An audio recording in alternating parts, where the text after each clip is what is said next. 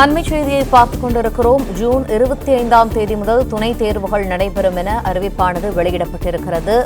மாணவர்கள் தாங்கள் பயின்ற பள்ளிகளின் மூலமாகவே துணைத் தேர்விற்கு விண்ணப்பிக்கலாம் என்றும் தற்போது தெரிவிக்கப்பட்டிருக்கிறது. இன்றைய தினம் +2 தேர்வு முடிவுகள் வெளியாகியிருக்கிறது. அந்த நிலையில் ஜூன் 25ஆம் தேதி முதல் துணைத் தேர்வுகள் நடைபெறும் என அறிவிக்கப்பட்டிருக்கிறது.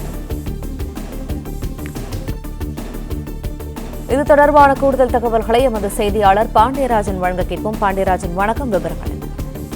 தமிழகத்தில் +2 மாணவர்களுக்கான பொதுத் தேர்வு முடிவுகள் இன்று காலை வெளியாகிருக்கக்கூடிய நிலையில் இந்த தேர்வில் தேர்ச்சி அடையாத மாணவர்களுக்கான துணை தேர்வு தேதி உடனடியாக அரசு தேர்வு நிலையத்தின் மூலமாக அறிவிக்கப்பட்டிருக்கிறது.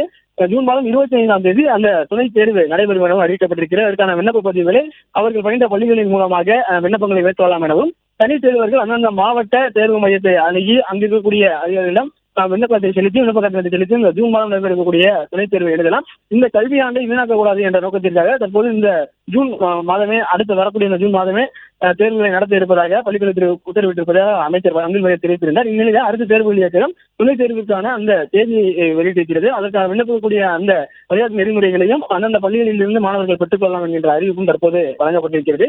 மேலும் விவரங்களுக்கு மாணவர்கள் www.tngg.in என்ற வாயிலாகவும் மாணவர்கள் அவர்களுடைய துணைத் தேர்வு குறித்த தகவல்களை தெரிந்து கொள்ளலாம் என்கின்ற அந்த தகவலை தெரிவித்திருக்கிறது.